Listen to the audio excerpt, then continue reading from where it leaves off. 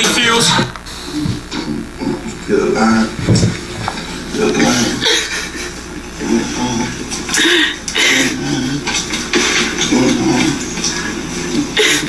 Like, come on, bro, take me with you, bro.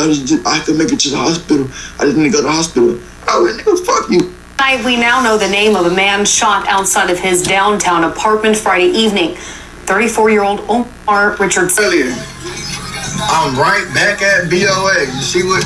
Goddamn. You see what they just came out with? Hold on, let me get this out real quick. Hold on. See what I just walked out? All blues out the bank. It's falling. Stop playing. Now know the name of a man shot outside of his downtown apartment Friday evening. 34-year-old Omar Richardson. That's according to the Bexar County Medical Examiner's Office. The shooting happened just after 11 p.m. on McCullough Avenue, not far from I-35. When San Antonio police arrived, they found a blood trail which led to Richardson. He was pronounced dead at the scene. Still no word yet on any arrests. When I walked down and got his partner hit, walking in Neiman Marcus, I got 10 bins on me. Told the teller that I'm using credit, the PIN number. Do a double on Dolce, ran 100 up in Louis Runners. If she bring accounts, I'll pull it on Chanel. Real designer stepper, I'll walk him down in Louis Runners. They pulled me over with 60K, I did the dash on. News out of the River Oaks area. A man dead after two suspects opened fire. You can see dozens of evidence markers laying on the ground. So this yet got his ass popped. A revenge don't have a date on it. Family, we got this rapper based out of Cleveland. He been living in Texas for some while now. He's a scam rapper. That's his MO. But check this out. Just 2 months ago, he had a home invasion when his girl ended up shooting him in the arm and the intruder, which we'll later discuss. But not only was she in attendance, but also his kid. Now, thankfully, the girl, the kid, and him survived. But what threw flames back on this situation was the fact that he went on a major platform, which we'll later discuss, not even 4 days ago, and reenact every detail of that moment, not to mention less than 24 hours ago, going on his social media platform to post a photo. What the fuck wrong with niggas? I remember this shit though, like, what the fuck wrong with niggas? Why would you do that? You hear me? Why would you do this? Do some stupid shit like that, like them niggas ain't good. Like them niggas ain't trying to get back. Yo, you popped that man, you don't think they getting back? You thought you was safe, huh? Revenge ain't got no date on it, brother. Him at the crime scene while taunting the guy who lost his life, which led up to him being gunned down while driving in Texas in a white Mercedes at night, less than 24 hours. Man, you a scammer, you doing all this, nigga. You ain't got more than one whip, nigga. They probably know your whip. You ain't got more than one whip. Come on, man, you tripping. You supposed to have some shit. So before we get into this one, remember, family, I don't give you no angle. I just give you the story. So with that being said, make sure you like, comment, and subscribe. We're gonna jump right to it. When you're a scammer and you lose your life, just wait for the obituary to say the gentleman's name. So today, we're gonna just say BTB Savage had unfortunately lost his life on the last day of March of 2023 in the early morning hours, with authorities claim to be two gunmen had opened fire on a white Mercedes. Now, before we even go over that incident, we gotta take it back to last month, early February of 2023, which BTB Savage will have a home invasion. After we now know, because of an interview, which we'll later play a clip of, shout out to Vlad TV, was because of a gentleman wanting to get a feature from BTB Savage. Now, as we continue, we all must learn and we all must know, and hopefully most of us already know, you don't do no form of business where you lay your head at. Come on, man. Especially if you got your kid and your girl in the facility. Never late. Now, BTB Savage much didn't care. Now, at the time, we didn't know what happened, because on the first week of February of 2023, it was just reported that a man died outside his apartment. Now we know it wasn't his apartment. 34-year-old Omar Richardson. We now know the name of a man shot outside of his downtown apartment Friday evening. 34-year-old Omar Richardson. That's according to the Bexar County Medical Examiner's Office. The shooting happened just after 11 p.m. on McCullough Avenue, not far from I-35. When San Antonio police arrived, they found a blood trail which led to Richardson. He was pronounced dead at the scene. Still no word yet on any arrest. But check this out. In typical fashion, BTB Savage went on Instagram the next day with his girl recording in the background, because he got shot in the arm, with the music in the background, "I'm Still Alive." Why? Why?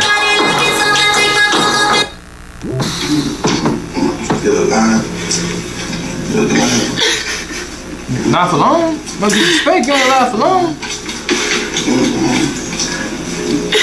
Now, I seen that situation would die down, but recently, just last month, BTB Savage will actually have the news clip that we just showed you in a recent music video of his, and the track titled My Turn that had over 80K views and counting. 1 p.m. on McCullough Avenue, not far from I-35.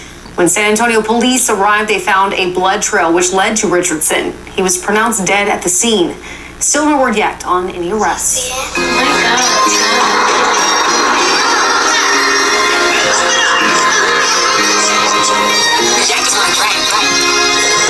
Ducked off in the coupe, ride around with my favorite switch. Y'all niggas had y'all turn. Now it's my turn to pop shit at the ATM. Finna hit the box. But he didn't stop there. Apparently, 4 days ago, an interview from Vlad TV would be released where he would give a full detail. I don't even know if Vlad normally do this. I don't think so.